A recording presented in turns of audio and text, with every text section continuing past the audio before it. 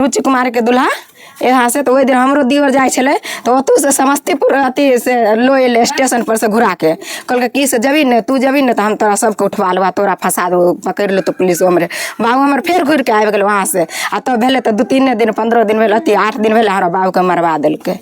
अच्छा कते दिन पहले यहाँ के धमकी मिलल छले?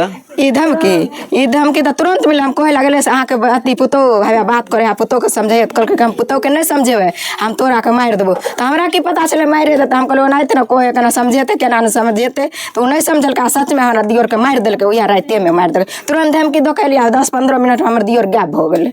अच्छा अहाँ के जे छे ए घर से कते दूर में ओ महिला रहे छे? कमे दूर है पास में छे कना कते आधा किलोमीटर आधा किलो ई खेत के हवे बगल में वैसे ही देखाए 10 घर के बाद छे ओकर सासुर छे। ओ सासुरे में जे छे गांव ओकर ससुराई रे सरैला ससुराई रे सरैला ससुराई रे। दोस्तों अभी मैं वही सरैला गांव में मौजूद हूं जहां पर कल जो है गाछी में पेड़ से टंगा हुआ एक युवक का शव मिला था और मैं इससे पहले युवक के घर पे गया हुआ था। मृतक के परिजनों से बात किया तो उसमें मामला सामने आया कि प्रेम प्रसंग में उसकी हत्या कर दी गई है। तो जिस महिला पर आरोप लगा है उसी महिला के घर पे मैं मौजूद हूँ। मृतक का घर और आरोपी का घर महज कुछ ही 2-4-5 घर के दूरी पर ये घर है और एक ही गांव में है। और आइए जो महिला पर आरोप लगा है वो महिला से हम बात करते हैं आखिर उसकी हत्या कैसे हुई और जब हत्या हुई तो ये महिला कहाँ थी। क्या नाम हुआ आपका? जी रुचि देवी। पति का क्या नाम है? कपिल देव मुखिया। आपका कितना उम्र है? मेरा 20। कितने बच्चे हैं आपके? एक बच्चा है। क्या मामला था? आप पर आरोप लग रहा है कि रुचि देवी ने ही हमारे देवर की हत्या करा दी गई है, उसका मृतक का भाभी का आरोप है। जी नहीं, हमसे उससे कोई इस मामला में हमारा कोई लेना देना नहीं है मृतक में, लेकिन उससे वो मुझे पसंद करता था। वो मुझे पसंद करता था और अपने भाभी उसकी भाभी खुद उससे फंसी हुई थी, उससे उसका अफेयर चल रहा था। तो उसके आपसी घर के मामला में 10 दिन से लड़ाई हो रहा था। 10 दिन से लड़ाई हो रहा था आपस में ही। उन दोनों के अनबन चल रहा था जो तुम हमसे प्रेम करो, तुम हमसे बात करो। उसकी भाभी उससे बोलती थी।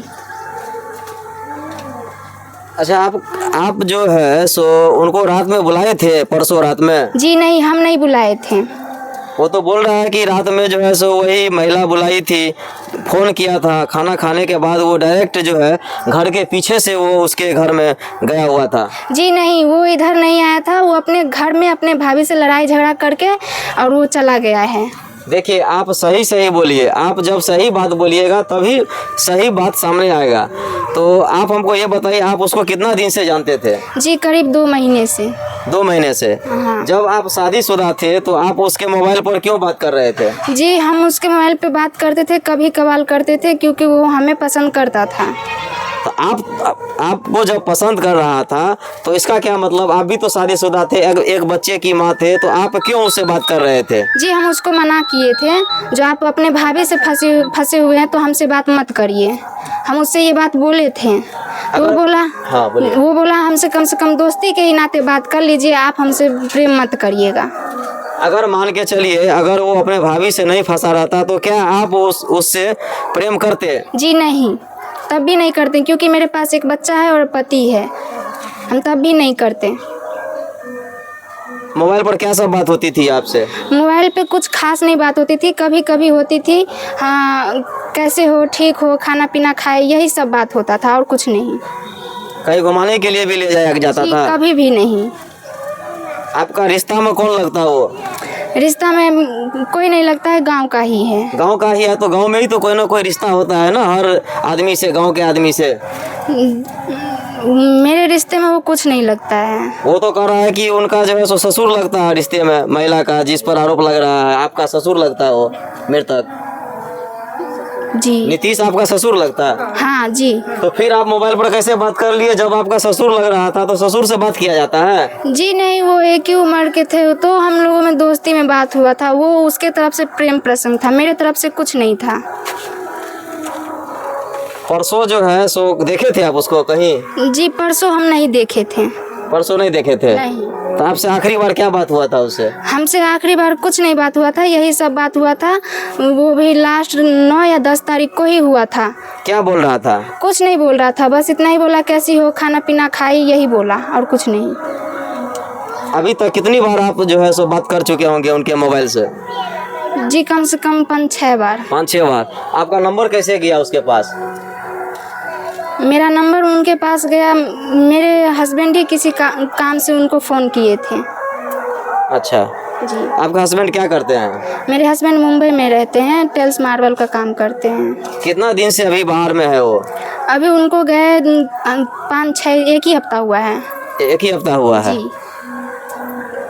वो लड़का कैसा स्वभाव का था? अच्छे ही स्वभाव का था। तो फिर आपको क्या लग रहा है, उसका हत्या या कुछ और क्या लग रहा है आपको? जी हमको तो यही लगता है, उसके घर में 10 दिन से झगड़ा होता था न, हमेशा लड़ाई झगड़ा होता था। उसके घर के लोग उसको, उसकी भाभी टॉर्चर करती थी। वो जाके आत्महत्या कर लिया, क्योंकि जिस दिन वो मरा उस दिन उधर अपने घर पे बोल कर आया था, जो कोई भी जाओगे उसको कुछ बोलने तो हम जाके आत्महत्या कर लेंगे। उसकी माँ खुद उसको पकड़ पकड़ के रख रही थी, उसके अपने बहू को भी पकड़ के रख रही थी, जो कहीं भी मत जाओ मेरा बेटा आत्महत्या कर लेगा। आप विश्वास के साथ कह सकती हैं कि उसने आत्महत्या किया है? सर विश्वास के साथ तो नहीं कह सकते हैं, पर उसके घरेलू बात से, घर के झगड़े से तो यही हो सकता है, क्योंकि वो मुझे अपने घर के बारे में बताता था। आप कह रहे हैं कि हम बात नहीं किए थे, तो आपसे शेयर करता था वो लड़का, तो आप कैसे कहते हैं कि हम नहीं बात करते थे? हमेशा नहीं बात होता था, कभी कभार बात होता था। आप कह रहे हैं 1 सप्ताह से लड़ाई झगड़ा होता था उसके घर में? जी उसके घर में लड़ाई झगड़ा होता था, तो वो अपने दोस्त लोग के साथ घूमता फिरता था, बोल देता था। तो आपने सुना, ये वही आरोपी है, ये महिला है, एक बच्चे की माँ है, और प्रेम प्रसंग में उसकी हत्या का आरोप इन्हीं महिला पे लगाया गया था। हालांकि और भी लोग इसमें शामिल होने की बात बताई गई थी हत्या में, लेकिन अब पुलिस जो है सो मामले की जांच कर रही है। अब देखना है कि हत्या या आत्महत्या है, तो ये तो पुलिस के जांच के बाद ही खुलासा हो सकेगा। तब तक बने रहिए मनोज कुमार के साथ। जय हिंद, जय भारत।